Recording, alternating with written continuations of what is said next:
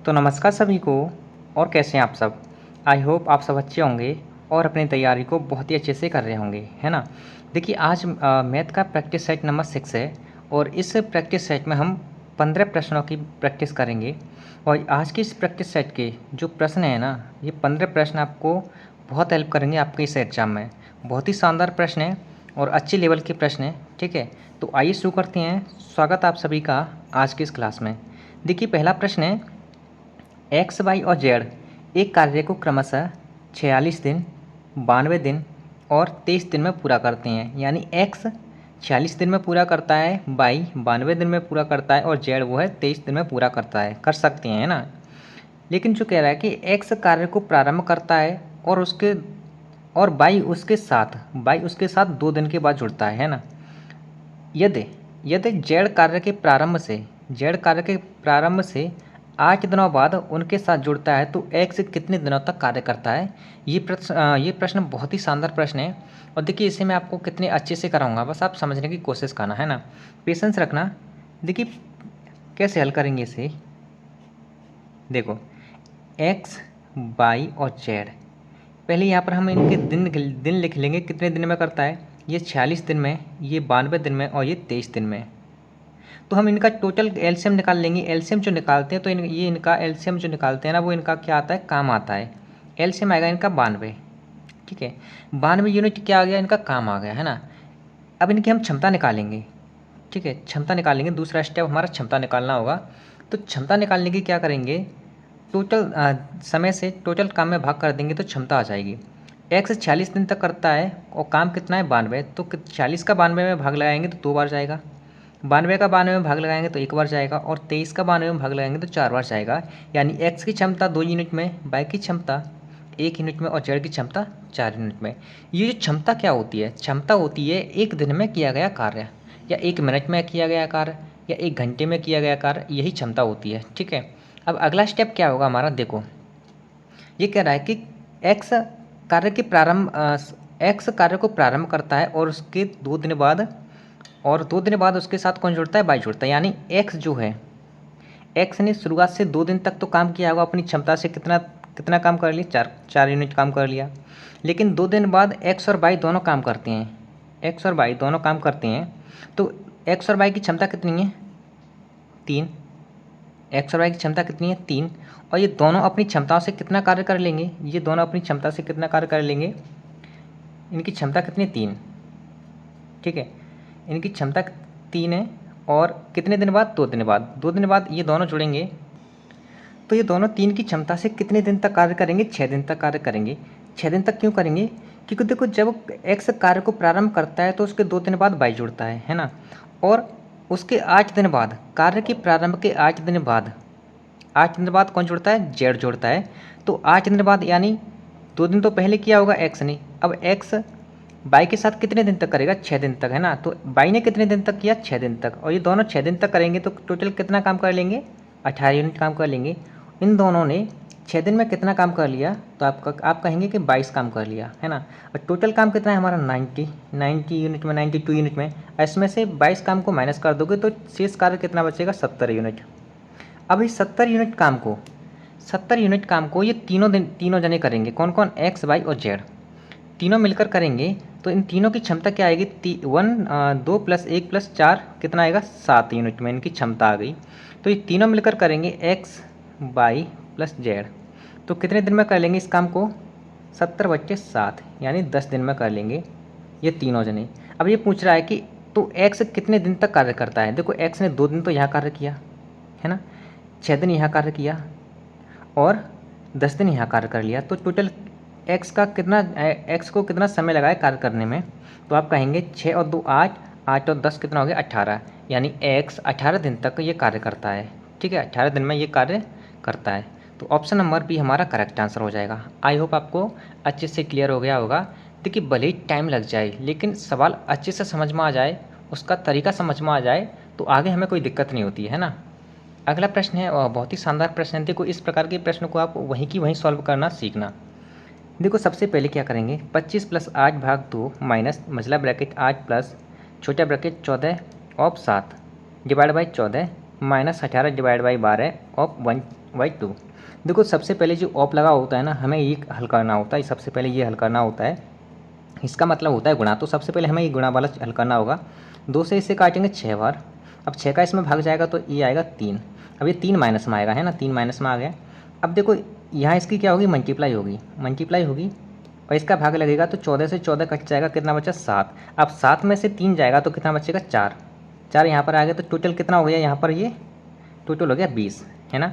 अब इसे सॉल्व करो, इसका इसमें भाग जाएगा कितनी बार, 4 बार, कितनी बार जाएगा 4 बार, और 25 और 4 कितना होता है 29, 29 में से जब ये माइनस के 20 जाएंगे तो कितना बचेगा 9, यानी ऑप्शन नंबर सी हमारा करेक्ट आंसर हो जाएगा। आई होप आपको क्लियर हो गया होगा। अगला प्रश्न है और बहुत ही शानदार प्रश्न है, इस प्रश्न को ध्यान से समझना क्योंकि इस बार ये इस टाइप का प्रश्न देखने को मिल सकता है। देखिए 9 अंक की एक संख्या है 1 2 3 4 5 6 7 8 9, जो कि 72 से डिवाइड है। 72 का डिवाइड करने का मतलब ये है ये संख्या 9 से भी डिवाइड होगी और 8 से भी डिवाइड होगी, है ना। तो x की न्यूनतम मान के लिए हमें यहाँ पर x का न्यूनतम मान लेना। x का न्यूनतम मान हम 0 भी ले सकते हैं, 1 भी ले सकते हैं, 2 भी ले सकते हैं, 3 भी ले सकते हैं, 4 भी ले सकते हैं, ठीक है। और y का भी मान, y का इस इक्वेशन का हमें मान निकालना है फिर, है ना। तो अब इससे डिवाइड करो। देखो 9 से डिवाइड करने का मतलब होता है कि अंकों का योग 9 से कटना चाहिए। जैसे 4 और 5 9 हो गया, कट गया, 6 और 3 9 कट गया, बचा कितना 7 और 8 15, 15 और 8 23, 15 और 8 23, 23 में मैं क्या जोड़ूँ, x और y, दो मान मुझे लेने हैं, ठीक है। और 8 क्या कहता है पता है, 8 का मतलब होता है कि पीछे के 3 डिजिट 8 से कटने चाहिए, है ना। तो x का मैं न्यूनतम मान में अगर 0 ले लूँ, x का न्यूनतम मान में अगर 0 ले लूँ तो 23 में 0 जोड़ेंगे तो कितना होगा 23 ही होगा, है ना। अब यहाँ पर y का मैं ऐसा कौन सा मान लूँ जो कि ये संख्या ये पीछे 3 अंक, पीछे के 3 अंक 8 से भी कट जाएँ, और बाई का मान ऐसा क्या रखूँ जिससे कि ये 9 से कट जाए। तो बाई का मान मैं 4 रख के देखता हूँ। बाई का मान जब मैं 4 रखूँगा तो ये कितना हो जाएगा 27 हो जाएगा, 4 जोड़ेंगे जो कि 9 से डिवाइड हो जाएगा, 9 से कट जाएगा, यानी है ना। एक्स का मान हमने 0 रख लिया, बाई का मान 4 रख के देखा तो ये 27 हो गया जो कि 9 से कट गया। अब देखो यहाँ पर हमने बाई का मान क्या रखा 4, यानी ये कितना हो गया 784। अब इसमें 8 का भाग लगा के देखो, अगर ये कटता है तो बाई का मान सेटिस्फाई करेगा। 8 से काट के देखो 8 8 64, 8 9 में 72, बचा कितना 6, 4 हो गया, 8 8 64, यानी बाई का मान सेटिस्फाई हो गया। तो बाई का मान हम कितना लेंगे 8, यानी 2 गुणा 8 माइनस 3 गुणा एक्स का मान 0, तो 4 दूने 8 माइनस 0। तो यहाँ से और सिंप्लीफाई कर लेंगे तो कितना आएगा, ऑप्शन नंबर डी हमारा करेक्ट आंसर हो जाएगा। ओके, इस प्रकार के सवालों पर सबसे आसान अप्रोच यही होती है, ठीक है। आइए अगले प्रश्न पर। देखिए अगला प्रश्न है और ये बहुत ही शानदार प्रश्न है, साझेदारी का, पार्टनरशिप का। 3 साझेदार हैं एक्स, वाई और जेड, ये क्रमशः 40,000 रुपये, 38,000 रुपये और 30,000 रुपये का निवेश करती हैं, ठीक है, अपना व्यवसाय शुरू करते हैं। 6 महीने बाद क्या होता है, एक्स और जेड क्रमशः 20,000 रुपये और 15,000 रुपये का निवेश करती हैं, ठीक है, अतिरिक्त निवेश करती हैं। जबकि जो बाई है ना ये 8,000 रुपये निकाल लेता है। तो वर्ष के अंत में अर्जित लाभ इतने रुपये का होता है, तो कुल लाभ में बाई का हिस्सा में ज्ञात करना है। देखो इस सवाल को करने की सबसे आसान तरीका क्या है, आपको पता है कि ये अनुपात में आएगा, तो अनुपात में हम पहले ही इन्हें कैंसिल आउट कर लेते हैं। 1 2 3, 3 जीरो कैंसिल आउट कर दो, इसके भी 3 जीरो कैंसिल आउट कर दो, और इसके भी 3 जीरो कैंसिल आउट कर दो, इसके भी 3 जीरो कैंसिल आउट कर दो, इसके भी 3 जीरो कैंसिल आउट कर दो, और इसके भी 3 जीरो कैंसिल आउट कर दो। बस इसे मत करना, ठीक है। ये तो लाभ है, और लाभ क्या होता है, लाभ होता है हमारा कैपिटल इंटू यानी पूंजी इंटू समय, ठीक है। अब देखो कैसे करेंगे, जो एक्स यहाँ पर लिखो, वाई यहाँ पर लिखो और जेड यहाँ पर लिखो एक अनुपात में, क्योंकि लाभ एक अनुपात में ही तो बचेगा ना, लाभ यहाँ से अनुपात में ही बचेगा। तो एक्स ने 3 जीरो यहाँ से मैंने कैंसिल आउट कर दिए, 3 जीरो यहाँ से कैंसिल आउट कर दिए, तो एक्स ने 40 रुपये लगाए, कितने महीने के लिए, 6 महीने के लिए। फिर ये क्या करता है, 6 महीने बाद अतिरिक्त 20 रुपये अतिरिक्त लगाता है, तो प्लस में ये 20 रुपये अतिरिक्त लगाएगा, तो 40 और 20 कितना हो गया 60 रुपये 6 महीने के लिए अतिरिक्त लगाएगा, ठीक है, ये अतिरिक्त है। फिर आते हैं बाई पर। देखिए बाई क्या करता है, बाई जो है पहले कितने रुपये लगाता है 38 रुपये, 38 यूनिट में लगाता है, 38 यूनिट में लगाता है, ठीक है। मैंने कैंसिल आउट कर लिया 0 से 0, तो 38 यूनिट मान लेंगे। 38 यूनिट रुपये ये 6 महीने के लिए लगाता है, 6 महीने के लिए लगाता है।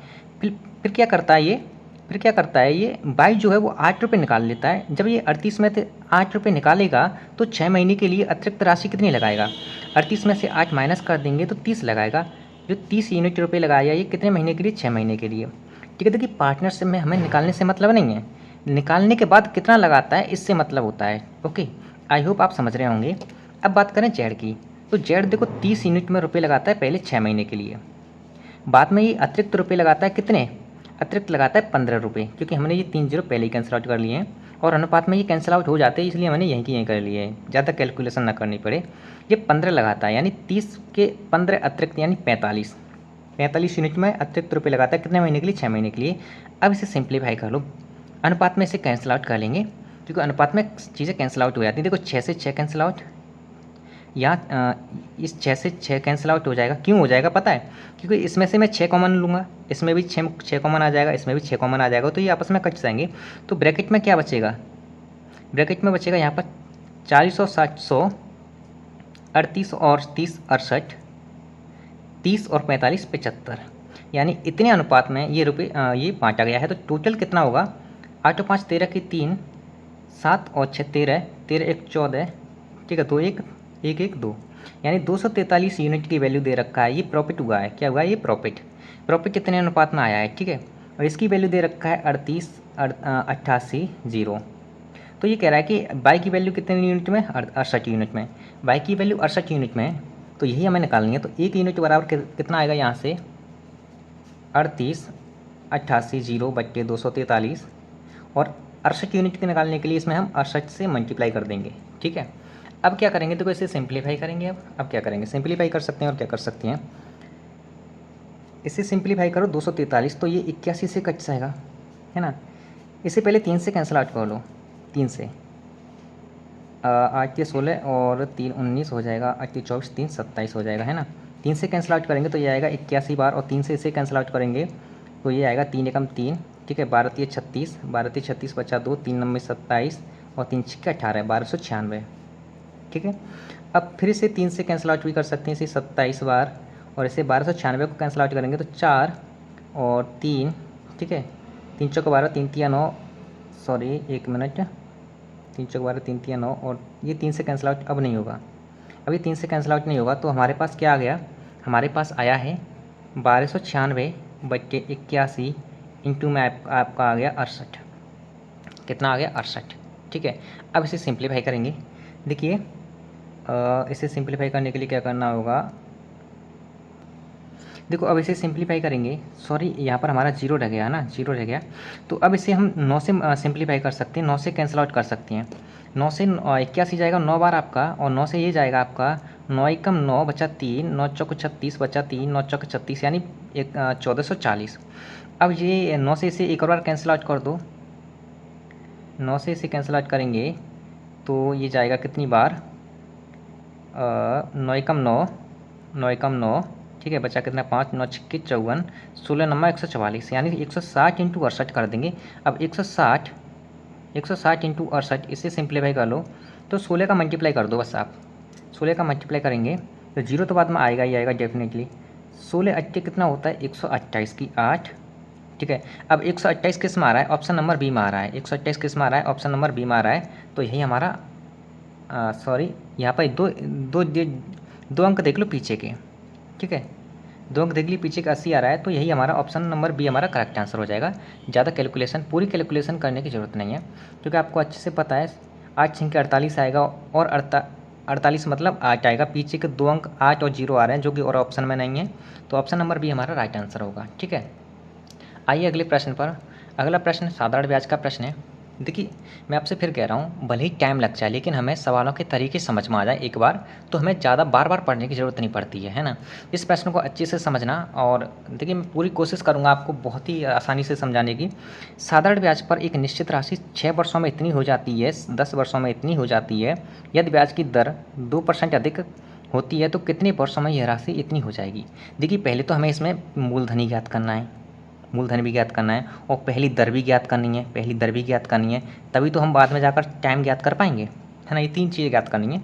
तो देखो मूलधन हमें नहीं पता पहले वर्ष कितना था, पहले वर्ष हमें मूलधन पता नहीं कितना था, लेकिन 6 वर्ष में क्या हो रहा है, ये 6 वर्ष में 59,200 रुपये हो रहा है, और 10 वर्ष में कितना हो रहा है, 10 वर्ष में हो रहा है ये 72,000 रुपये। कितना हो रहा है 72,000 रुपये। तो ये 4 वर्ष का जो अंतराल आया है, 4 वर्ष का जो अंतराल आया है, इसमें ये राशि कितनी बड़ी है, कितनी बड़ी है। तो यहाँ पर 0 में से 0, इस 0 से ये 0 और 10 में से 2 गया तो 8 है ना, और 11 में से 9 गया तो 2 और 1, यानी 12,804 वर्ष में बढ़ी है। तो एक वर्ष में कितनी बढ़ी होगी, एक वर्ष में कितनी बढ़ी होगी? तो यहाँ से 4 का मल्टीप्लाई कर देंगे, 4 तिया 12, 4 तिया 12 और 4 दूने 8, यानी 3200 रुपये बढ़ी होगी एक वर्ष में। तो 6 वर्ष में, यहाँ से 6 वर्ष में कितनी बढ़ी होगी? 6 वर्ष में, एक वर्ष में इतनी, तो 6 वर्ष का इसमें मल्टीप्लाई कर दो 6 का, 00, 6 दूने 12, 6 तिया 18, 1 19, 6 वर्ष में इतनी बढ़ी होगी ये राशि, इतनी, यानी इतना अमाउंट मिला होगा। कितना अमाउंट मिला होगा? इतना अमाउंट मिला होगा। तो तभी तो आकर ये इतनी हुई है। अब इसमें से हम इसे माइनस कर देंगे, क्योंकि ये 6 वर्ष बाद ये हमारा अमाउंट ही तो है, ये भी हमारा अमाउंट है ना 10 वर्ष में। तो इस अमाउंट में से इसे हम माइनस कर देंगे तो हमारा मूलधन निकल आएगा। तो इसमें से इसे माइनस करो, मूलधन बराबर आएगा 59,200 माइनस 19,200। तो ये यहाँ से कितना आएगा? 40,000। कितना आएगा? 40,000 रुपये। तो हमारा प्रिंसिपल कितना आ गया? 40,000 रुपये। अब देखो यहाँ से हमें दर निकालनी है। क्या निकालनी है? दर निकालनी है ना। तो मूलधन हमारा इतना है, ब्याज हमें इतनी मिल रही है, तो दर निकालने के लिए क्या करना पड़ेगा हमें? 192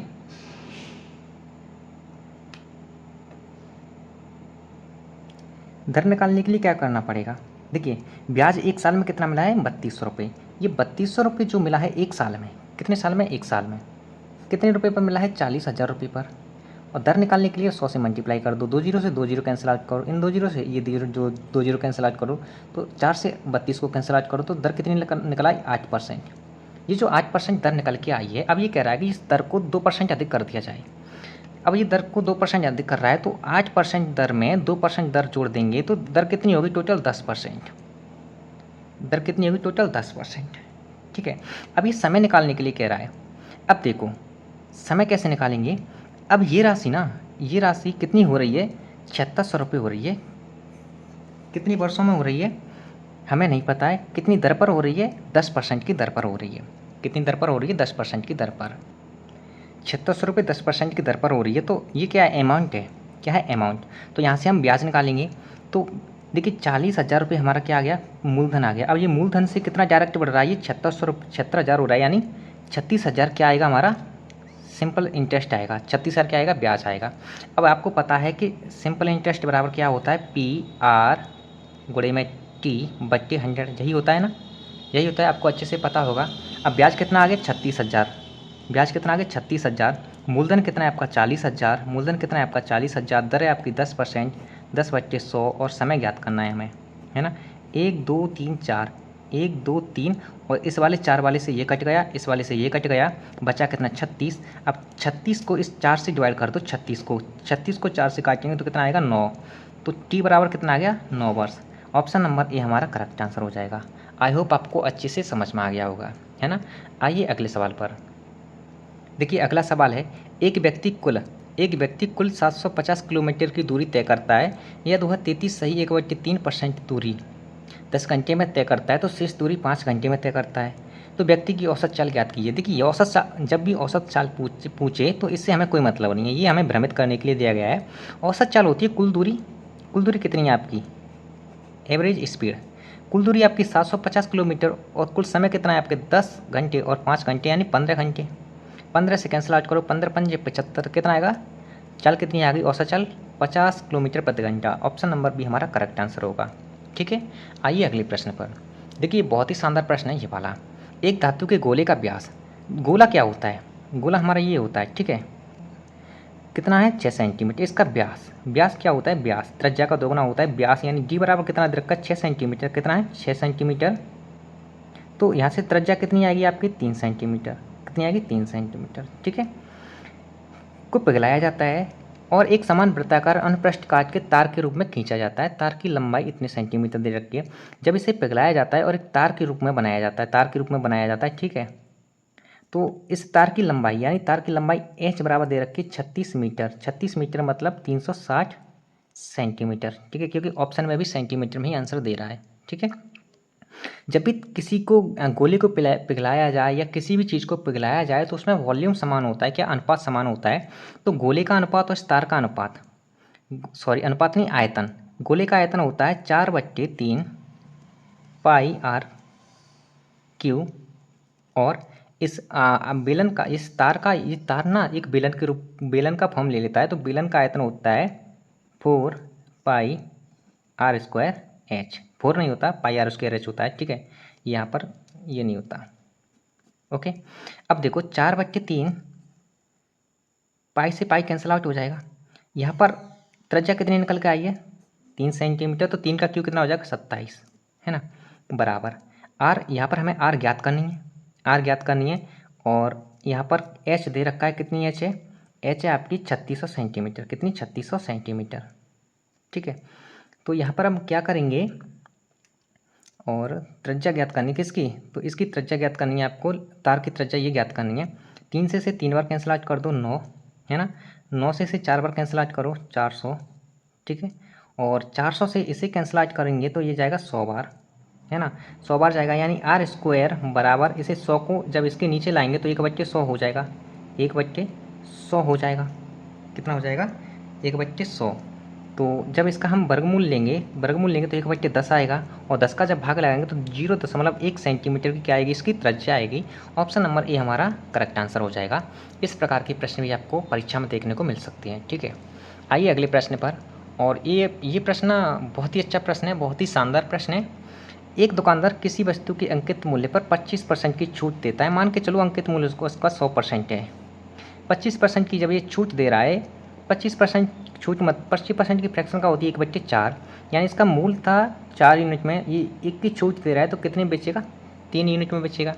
लेकिन क्या करता है ये छूट वाले मूल्य पर 8% का बिक्री कर भी लेता है, यानी 8% का मतलब होता है आपका 8/100, यानी 4 से 2 और 4 से 25, ठीक है। यानी जब इसका बिक्री कर 25 था, 25 पहले बिक्री कर 25 लेता है, लेकिन मूल्य पर 8% का बिक्री कर ले रहा है, मूल्य मान के चलो इतना, इसका इतना है, इस पर 2%, इसका 8% कितना निकल के आएगा, 2। तो ये इसका अतिरिक्त ले रहा है, यानी कितना ले रहा है, 27, कितना ले रहा है, 27। इसका मल्टीप्लाई करो, इन दोनों का मल्टीप्लाई करो। देखो मैं आपको सबसे आसान तरीका बता रहा हूँ इन सवालों को करने का।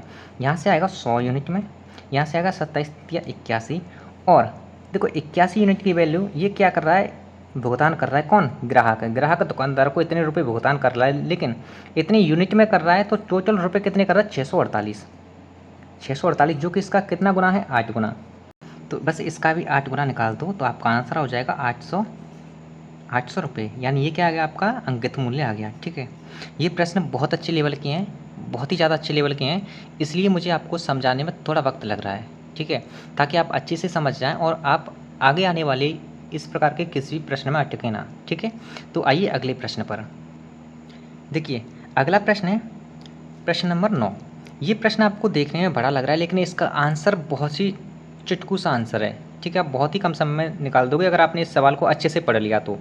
एक नई मिश्र धातु प्राप्त करने के लिए 60 किलोग्राम मिश्र धातु ए को 80 किलोग्राम मिश्र धातु बी के साथ मिलाया जाता है। यदि